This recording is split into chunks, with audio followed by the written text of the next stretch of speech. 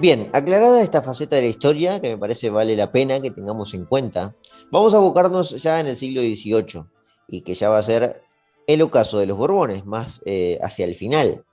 Quien heredó el reino después de Luis XIV fue Luis XV, que era un bisnieto de este. Fíjense todo lo que vivió Luis XIV, un montón, vio hasta sus bisnietos. Su reinado, el de Luis XV, comenzó casi a mitad de siglo, ya cuando tenía mayoría de edad, y cuando terminó apartando de su consejo a algunos asesores muy poderosos. Luis XV intentó reformar la economía. Venía con el arrastre de una corona deficitaria y con una gran deuda. Tarde o temprano tenía que atender este asunto, e ideó algunas reformas económicas con asesores muy inteligentes y muy prestigiosos. Sin embargo, hubo dos guerras claves que trastocaron sus proyectos. De la primera salió ganador, que fue la guerra de sucesión austríaca, pero de la segunda salió no solo perdedor, sino que muy machacado. Luis XV y los Borbones en general, que fue la guerra de los 7 años.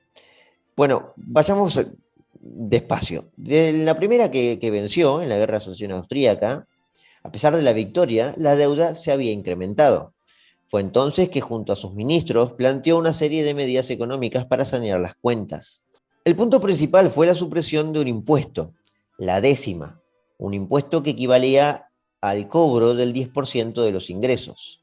Pero a su vez, los ministros de Luis XV creaban otro tributo, creaban la vigésima, un pago del 5%, pero que pretendía ser aplicado a todos los franceses. Es decir, bajaba el decil de un impuesto, pero ampliaba la base tributaria.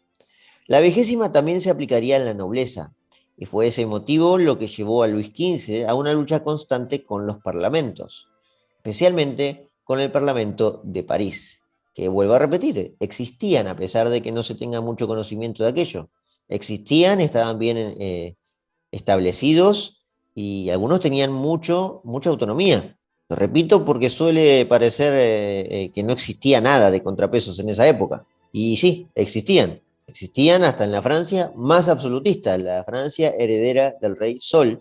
En esa Francia había parlamentos. Y el rey tenía que luchar constantemente con ellos, con los parlamentos franceses. Y lo menciono en plural porque había parlamentos provinciales, no había uno en particular, como podrían ser, por ejemplo, los Estados Generales, que era una gran convocatoria similar a las cortes de otros reinos. Pero los Estados Generales no se llamaban desde hacía años, desde los años de Luis XIII. De hecho, el último se había llamado en 1614. Y ya estamos a mediados del siglo XVIII. Algunos parlamentos, de hecho, eran muy antiguos, como los parlamentos de Rouen, en Normandía, de Provencia, o el que mencioné de Rennes, en Bretaña, y eran también bastante autónomos. Pero bueno, el que aglutinaba más poder era el de París. Luis XV va a anular varias sesiones del Parlamento de París, y a la larga terminaría triunfando, pero siempre otorgando algunas exenciones a la nobleza, lo que llevaba a que la deuda y el déficit no se pudieran saldar nunca. El problema iba a escalar aún más con la guerra que Francia perdió, que como dije fue la guerra de los 7 años, un conflicto que finalizó en el año 1763. Fue una derrota muy dura para Francia y terminó consolidando nada más y nada menos que al enemigo histórico de Francia, que era Inglaterra. Lo consolidó como un imperio de ultramar. Francia perdía, por un lado, las posesiones de Norteamérica, todo lo que es la actual Canadá, y por el otro también era expulsado por completo de la India, que sería ya de gran recurso monopólico de Inglaterra. El golpe se iba a sentir internamente también, y durante los siguientes años los parlamentos iban a negarle casi todos los impuestos al rey, e incluso iban a acorralarlo en ciertas cuestiones. Una de esas cuestiones fue que en 1764 los parlamentos más influyentes lograron que el rey expulsase a los jesuitas, ya que eran vistos como una comunidad demasiado autónoma e independiente de la corona. Las otras tragedias para Luis XV fueron las muertes de personas muy cercanas a él, desde su amante o desde la propia reina, y también del propio hijo, el delfín Luis, quien era su único varón y heredero. Falleció de tuberculosis. Igualmente no había problema sucesorio, porque el delfín ya había tenido 3 hijos varones, y el primogénito, es decir, el hijo de ese delfín, el primero, Iba a ser coronado en 1774 como Luis XVI. Los últimos años de Luis XV no iban a ser tan malos, por cierto. Francia se anexionó la región de Lorena, al este, y la isla italiana de Córcega, dos territorios que eran como un premio pequeño después de perder la Guerra de los 7 Años. Pero bueno, Lorena era un territorio que más adelante iba a traer mucho conflicto, ¿eh? Y de Córcega saldría nada más y nada menos que un militar llamado Napoleón Bonaparte. Luis XV terminó muriendo en 1774, a la edad de 64 años, y tras un reinado larguísimo también. Una de las frases de su testamento decía lo siguiente: si cometí errores, no fue por falta de voluntad, sino por falta de talento, y especialmente por no haber sido apoyado como deseaba.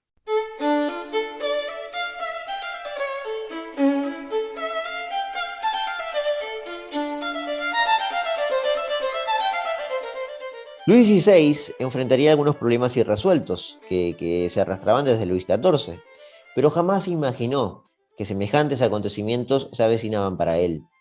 En sus años de gobierno, el movimiento más popular ya había cobrado forma. Estamos hablando de la Ilustración. No es que estaba comenzando la era ilustrada, no, no. La semilla, digamos, la semilla de la Ilustración ya estaba sembrada.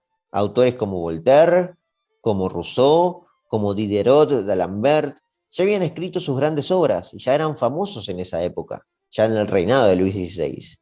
Esa semilla ilustrada ya era un árbol bien crecido.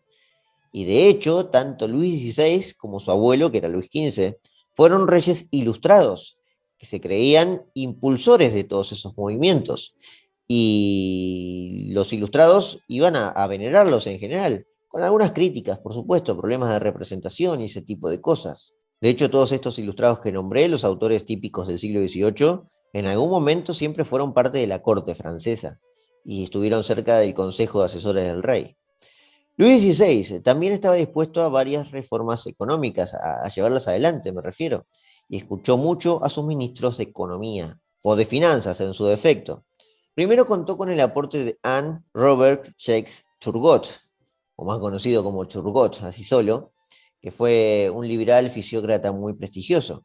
Luego también contó con los aportes de Jacques Necker, un banquero suizo que facilitó el financiamiento crediticio para pilotear las tormentas que se veían venir. Todos de un gran prestigio, y sabedores también de que la corona estaba obligada a llevar adelante políticas de austeridad. Todos sus ministros eran ilustrados, es decir, liberales que entendían que las regulaciones y los impuestos no eran el camino para sacar a Francia de sus penurias. El problema fue que su reinado se vio atravesado por un conflicto histórico, quizás también producto de una ilustración que llegó al exterior muy rápido también. Un conflicto histórico que, como ya saben, fue la Revolución Americana y que llevó a Luis XVI a cometer el pecado original. La guerra que emprendieron las 13 colonias contra el Imperio Británico le ofreció a Francia la posibilidad de vengarse de aquella dolorosa derrota en la Guerra de los 7 Años. Los Borbones se involucraron por completo, aportaron miles de hombres, varias embarcaciones y mucho dinero, justo lo que escaseaba en las arcas monárquicas. Para finales de la guerra, la deuda se había duplicado y superaba las 3.000 millones de libras. Durante los 6 años de guerra, para que se entienda, la monarquía gastó 1.000 millones de libras, es decir, casi un 35 o 33% de lo que era toda la deuda en su totalidad. La guerra por la independencia norteamericana terminó en el año 1783. Y para evidenciar que Francia se había metido de lleno, el tratado donde Inglaterra reconoce el nacimiento de los Estados Unidos se firmó en París. Pero el orgullo por ver a Inglaterra vencida no solucionaba el agujero fiscal. El rey, asesorado por sus ministros, avaló sin chistar los nuevos planes económicos. Como dije, se prestaba para las reformas y para solucionar los problemas económicos. Las reformas incluían algunas medidas liberales, como era la desregulación del comercio de granos y la reducción fuerte de los gastos, pero también incluía la implementación de un impuesto universal a la tierra, entre otros impuestos. Quien comandaba las finanzas ya no era Necker. Necker había dimitido por su férrea oposición a la guerra, se había opuesto a que Francia participe en la guerra norteamericana, dadas las condiciones tan pobres del fisco. El nuevo piloto de finanzas se llamaba Charles Alexander de Calonne, que era un aristócrata muy cercano al rey.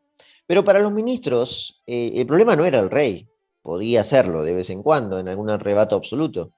El problema estaba con los parlamentos, integrados esencialmente por la nobleza. Antes de llegar al Parlamento, sabiendo que la reforma de Calón no iba a ser aceptada, especialmente por los nuevos impuestos, Luis XVI convocó una asamblea de notables. La convocó en el año 1787 con el objetivo de que funcione como una sesión intermedia para que luego en el Parlamento nos atascara nuevamente toda la discusión por la reforma. La asamblea de notables no funcionó, por no decir que fue un estrepitoso fracaso, y hasta terminó con la destitución de Calón. Sin embargo, meses después, los parlamentos se prestaron ya a negociar. Dijeron que, bueno, la situación era caótica, entendemos que el fisco necesita una reforma y vamos a acompañar muchas de esas medidas. El nuevo ministro de Finanzas era Luminé de Brienne. A de Brienne, los parlamentos le aprobaron todas las medidas, con excepción de las que tenían que ver con los impuestos. El clima estaba ya demasiado caldeado para aprobar como si nada nuevos impuestos. Y además los parlamentarios aducían que solo los estados generales, aquellos que no se reunían desde el año 1614, tenían la autoridad para decretar impuestos permanentes. El estallido se desató entonces cuando Luis XVI cerró los parlamentos durante 1788.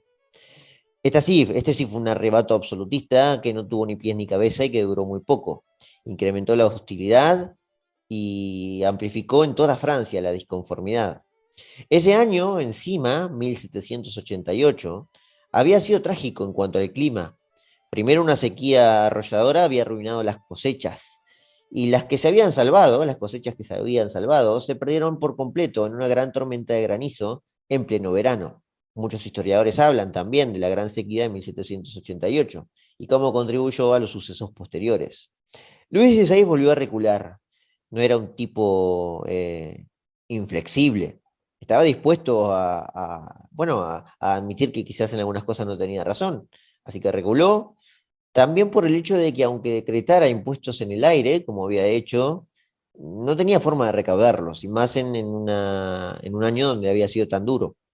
Logró calmar los ánimos, además, con la restitución de Jacques Necker. Necker volvió a la cartera de finanzas porque era relativamente popular. Volvió a su cargo reemplazando a Debrien. Finalmente, Luis XVI y su ministro Necker accedieron a la petición de los parlamentos, que ya venían insistiendo con este tema. Accedieron a convocar a los estados generales. Se realizarían en mayo del año siguiente, ya en mayo de 1789. 175 años después de la última convocatoria a los estados generales, que habían tenido lugar con Luis XIII en 1614.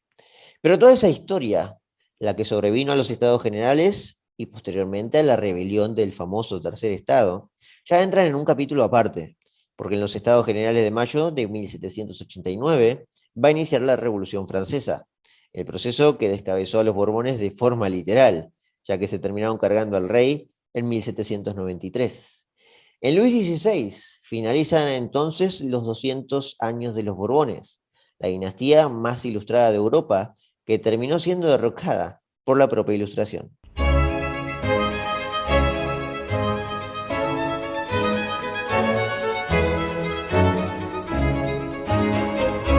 Bien, espero que hayan disfrutado de este capítulo. Admito que fue el que más me costó, porque la parte final de los Borbones está muy pegada a la Revolución Francesa y quise dividirla lo más posible. La Revolución Francesa merece otro capítulo u otros capítulos de Historiopolis. Aquí cerramos el bloque de las dinastías francesas. Probablemente abriremos otros y tocaremos quizás otras dinastías europeas que también valen la pena repasar. Si les gustó este episodio, como siempre, los invito a que se suscriban en Spotify, en YouTube, y que estén atentos nuevamente a los capítulos que vamos a ir subiendo. Sin más, espero que anden muy bien. Me despido y los espero ya en un próximo episodio de Historiopolis.